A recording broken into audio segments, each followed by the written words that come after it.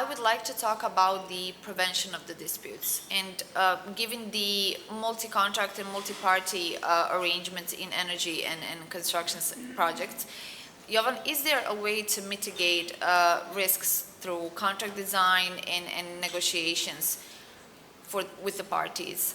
What is your experience? Yeah, that's, and advices, of course. Yeah.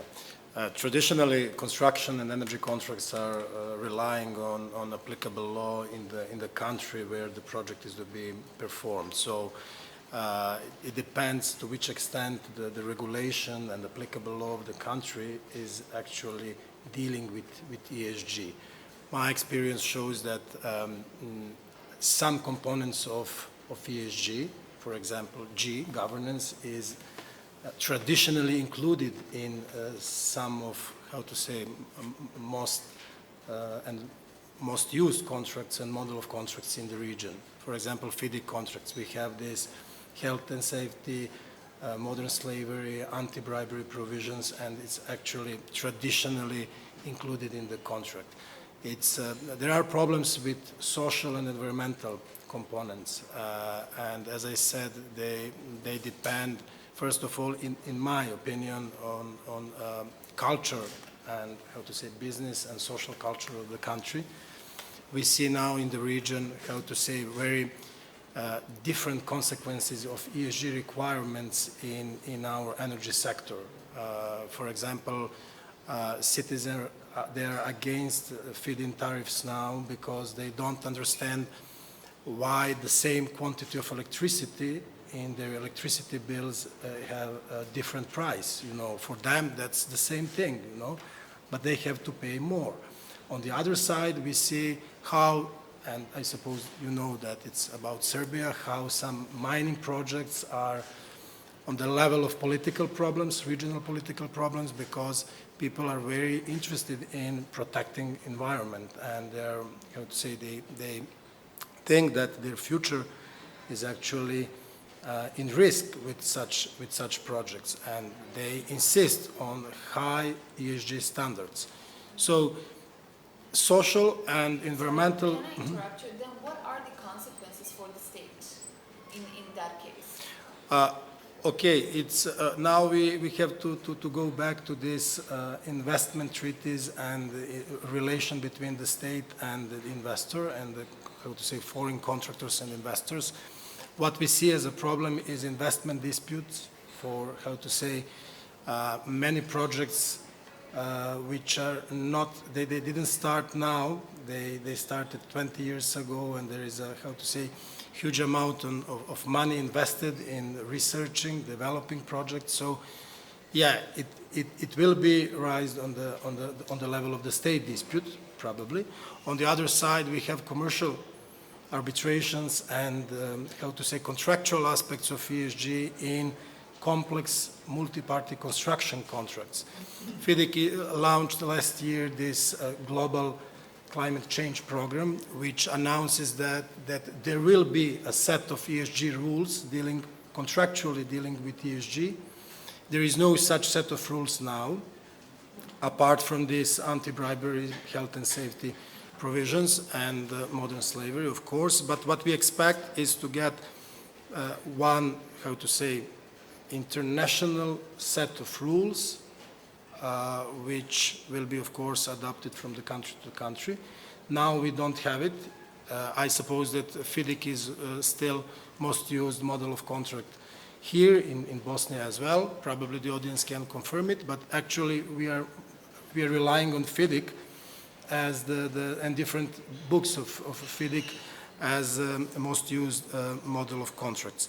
And what they're insisting on this net zero criteria and, how to say, low carbon requirements through this decreased footprint on the projects. And we expect to have this set of mechanisms and rules introduced probably next year or within 2 or 3 years, where engineers and consulting companies will be obliged to apply some ESG reports and monitoring tasks.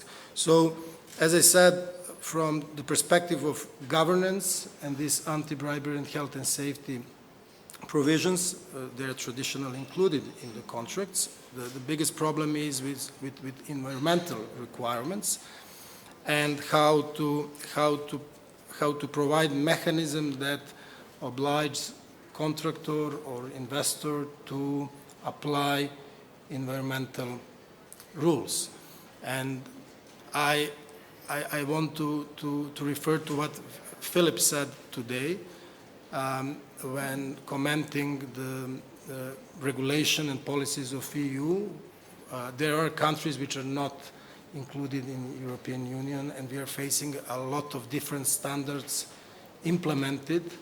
And I will give you an example of the investor, public investor in Serbia, which deals with West investor on the one side and Chinese investor on the other side, where it's completely different what these sides, Western contractor and the Chinese one, expects from ESG reporting. One insists on it, so actually the public company has to accept, and once they want to apply it to the East investors and contractors, they simply reject it. And a lot of these projects are tied with financial arrangements, which are from either EU funds or funds of Chinese Exim Bank, etc., etc. So it's really easy to say what is the a set of rules, ESG rules in such countries, because they, I think on this regulatory level, they do not have, how to say, developed culture and the strict structure of regulation, in which way to go.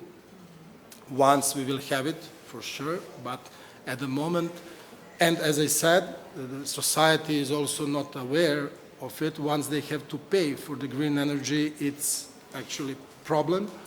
And on the other side, once they see foreign contractors, moving the lake, natural lake, from one to another part of their country, it's a kind of risk for them. So it's, at the end of the day, depending on the culture, on of the society, and of course the regulation that countries want to promote.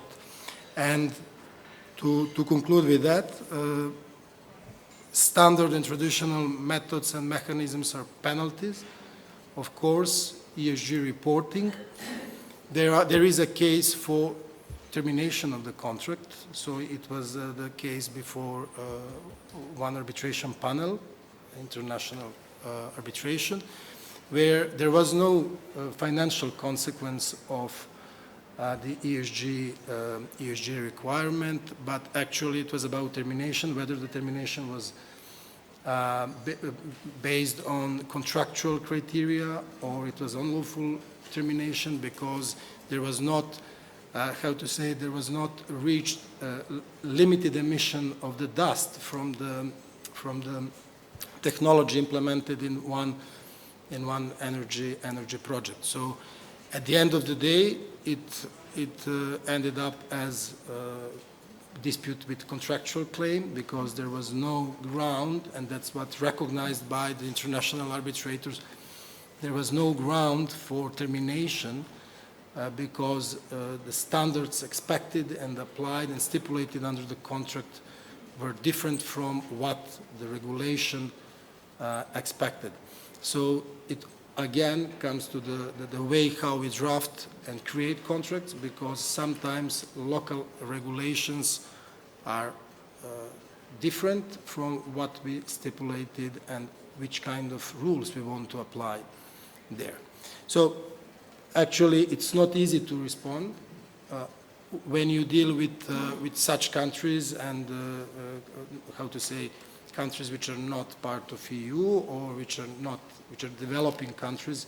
You actually have to understand, the first step is to understand what is the regulation and what is the governmental attitude towards it, especially because of different standards and different attitudes against different investors, and to which extent you are independent from those who are investing in your country. So having in my time, I will conclude with this. Thank you so much, Yeah. Jovan.